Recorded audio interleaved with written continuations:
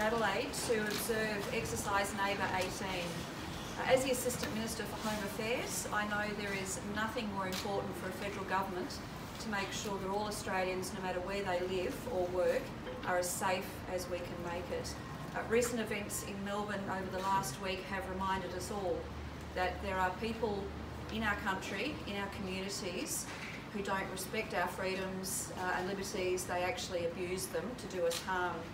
So it's great to be here in Adelaide today with the Minister and also the Assistant Commissioner observing this exercise. The key message with exercises like this is that the Australian Government supports these exercises because it is essential that all emergency services personnel, security agencies and law enforcement are able to work together and come together and exercise realistic scenarios like this one that we're observing here today. Because there is nothing more important for us to make sure that when these men and women come together, it is the first time is not when they come together, is when they're dealing with an incident. And exercises like this are critically important so that within here in South Australia today, in Western Australia, and our national counter-terrorism agencies know how to work with each other and they do it seamlessly. So today is part of that activity here in South Australia. We've got over 200 South Australians working on this activity here today. And I'll now hand over to the South Australian Minister, Minister Wingard, to talk a little bit more about what's happening in South Australia here today. Thank you, Senator. Thank you very much. Yes, look, it is a great pleasure to be here and to have our emergency services teams working together on an operation like this. It's great to have, again, the federal support and to have that cross-jurisdiction operation on an exercise like this. We know, and what we've seen in the state in recent times, we hope, of course, it doesn't come to South Australia, but we do need to be as prepared as possible. That's why at the election we took a very strong counter-terrorism action plan to the election, and we're implementing that in our first 8 months and beyond. So this is a part of an exercise that will help strengthen our emergency services, help educate them around what can happen in these sorts of situations. As I stress, we really hope this isn't what South Australia experiences, but we want to be as prepared as possible, and that's why we've put our plan in place. To see the emergency services crews come together again is exceptional. SAPOL really do lead the way, I think, in the nation. Our men and women in blue do an outstanding job, and to have this sort of exercise to get them as prepared as possible is outstanding. Hand over to the Assistant Commissioner. Thank you. These exercises take months to prepare for, and what we're seeing on the ground and over the 3 days of this week is a concerted effort by all the players, whether it be police, fire, ambulance or other emergency services, to ensure that we can respond appropriately to a terrorism incident. The importance of doing a joint exercise is that we know that terrorists are not bounded by borders. They are able to move across from one state to another, and it's very important that we maintain our interoperability. Today, specifically, we're testing our abilities in relation to a chemical or explosive type environment, so therefore we're able to train and exercise our joint hazard response team, which comprises police, fire and ambulance, in dealing with a very dangerous scene and site. We know that we need to maintain vigilance. We don't want to have to respond to an actual event, but we know that if we don't prepare for it, if it happens, it will be a disaster. We're comfortable that we know what we're doing, and this is a really good opportunity for us. We know that the events in Victoria over the last couple of weeks have highlighted that the terrorist threat has not abated. We continue to know that the threat is probable, and what probable means is that there is credible intelligence that there are people in our community who have both the capability and the intent to commit a terrorist act in Australia. I'm happy to take any questions.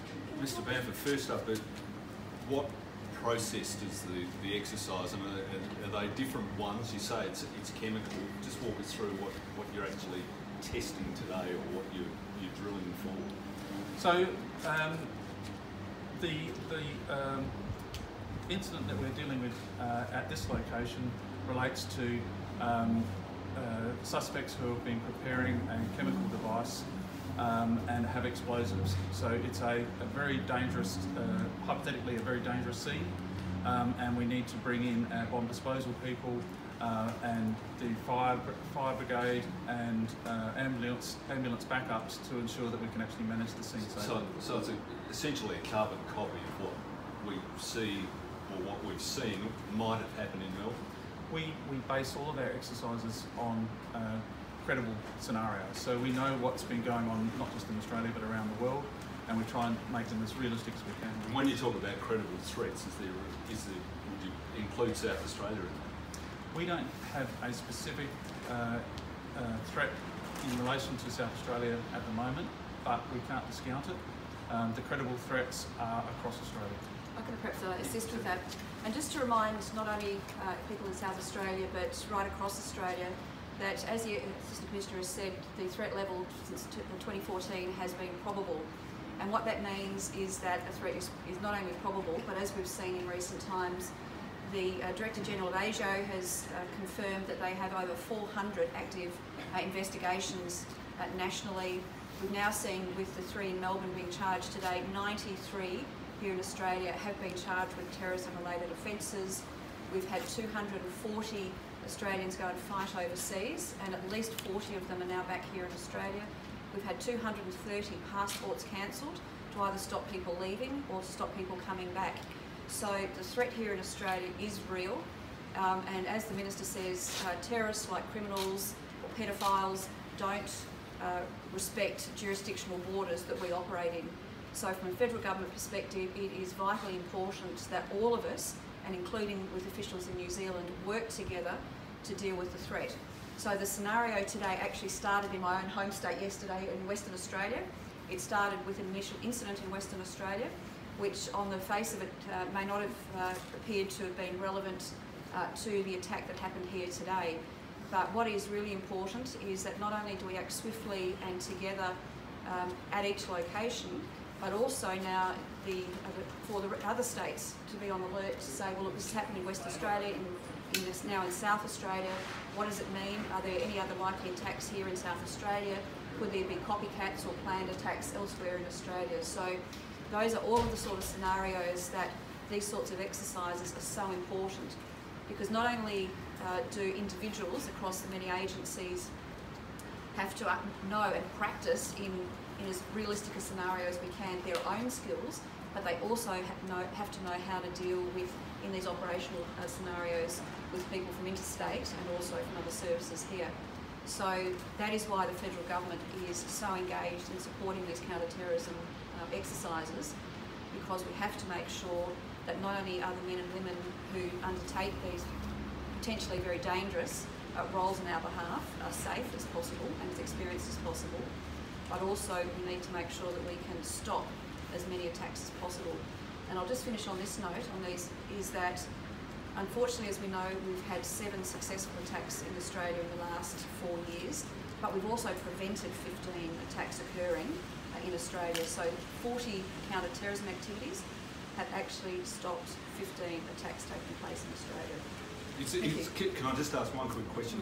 Is the frightening aspect of this that it's soft targets that could easily be the victims of this, whether it be Melbourne, Sydney, Adelaide, that you just don't quite know when or where? And that's the intent of these sorts of attacks, is, as you can see in the last few years, not just here in Australia but overseas, it's soft targets. You know, we have groups of large people, whether it's in a sporting arena, whether it's on the streets.